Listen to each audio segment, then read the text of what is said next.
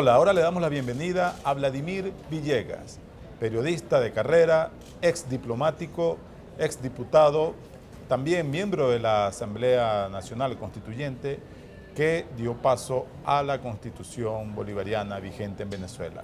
Vladimir Villegas fue embajador en Brasil y en México y fue afecto al gobierno de Hugo Chávez. ¿Cómo ve la situación política actual de Venezuela a la fecha, a esta hora? Bueno, mira, un poco complicada por razones de que no ha habido un buen manejo de esta coyuntura. Yo creo que aquí ha faltado capacidad de diálogo, ha faltado también algo de flexibilidad por parte del Consejo Nacional Electoral. A mí me parece que la negativa inmediata de Tibisay Lucena a conceder la posibilidad de que se haga una revisión de los resultados es una muy mala señal, porque si el Consejo Nacional Electoral no tiene ninguna duda de su trabajo, no tiene ninguna duda de la transparencia en el proceso, ¿por qué no aceptar que se clarifique cualquier duda que exista luego de un resultado tan estrecho? Imagínate, es un resultado de 250.000, 270.000 votos en un universo de 15 millones de personas. Estamos hablando menos del 2% de los votos. Y evidentemente la persona que pierde una elección en esas condiciones tiene todo el derecho de revisar para luego poder admitir que perdió. ¿Qué es lo que y eso le hace bien a la democracia. Pero ¿qué es lo que quiere ahora la oposición? ¿Va, recontea? ¿Qué pasaría después? Bueno, si en el recuento se ratifica el resultado, pues la oposición tiene que reconocer el resultado y punto. Y sigue el país adelante su rumbo. Eso es lo que tiene que haber. En el escenario actual, donde esa intransigencia a la cual te has referido, ¿podría ocurrir en Venezuela hechos de violencia? Bueno, ya los estamos viendo. Ya los estamos viendo. Y eso también tiene mucho que ver con la mano zurda que pueda tener el gobierno. O sea, Nicolás Maduro ya tiene que comenzar a asumir que la responsabilidad principal de lo que ocurre en el país está sobre sus hombros, que él tiene la posibilidad de generar un gobierno de confrontación permanente o un gobierno que arranque con el diálogo como una de sus banderas fundamentales. Hasta ahora pareciera que quieren insistir en la política de no diálogo, lo cual me parece que es un grave error, porque Maduro, como se dijo en la campaña perfectamente y como él muy bien lo sabe, no es Chávez, ni en esta oportunidad está en condiciones de hablar en los mismos términos que hablaba Chávez, porque a Chávez las circunstancias se lo permitían, porque los resultados electorales que obtuvo en la mayoría de las veces fueron siempre resultados holgados, y eso por supuesto le da una base de sustento popular mucho más amplia que la que hoy tiene Maduro. Maduro tiene una ventaja muy pequeña y no puede hablar de que la absoluta mayoría del pueblo venezolano está con la revolución, está con el proceso y el resto que se locale. Ese no puede ser el término.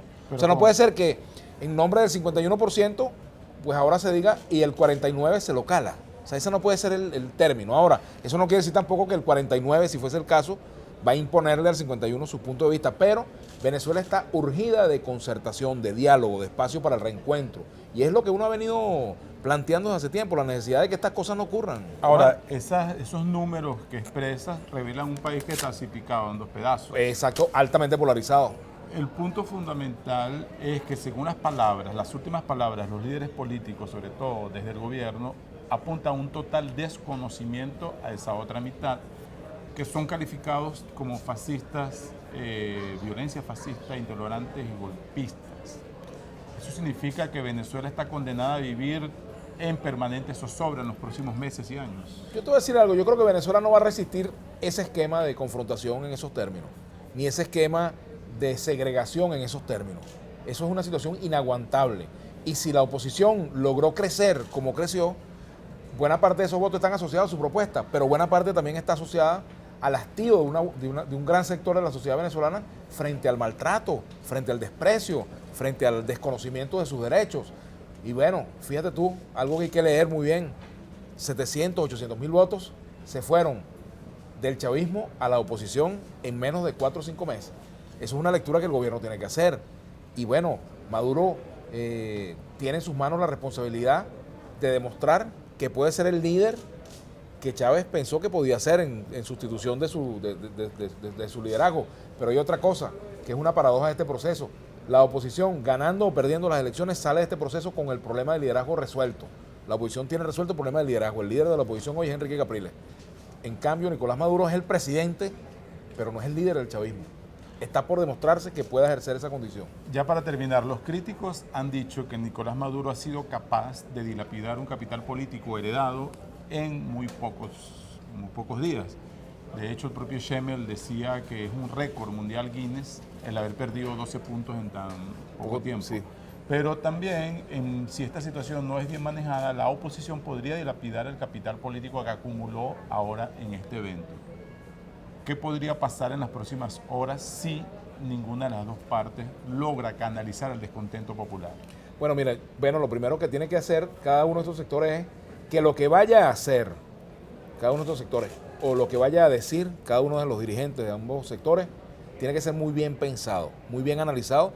Primero, por el bien del país, para evitarle momentos de violencia, de muerte, de tristeza, de dolor a los venezolanos. Y segundo, para preservar ese capital político que cada uno tiene. Yo creo que es lo lógico que cada uno de ellos piense muy bien las decisiones y ahí te pongo un ejemplo.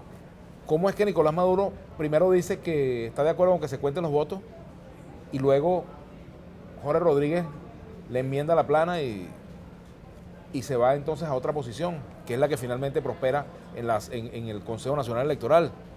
Y en el caso de la oposición, hasta ahora, quien ha hecho los llamados, quien ha hecho las declaraciones ha sido Capriles.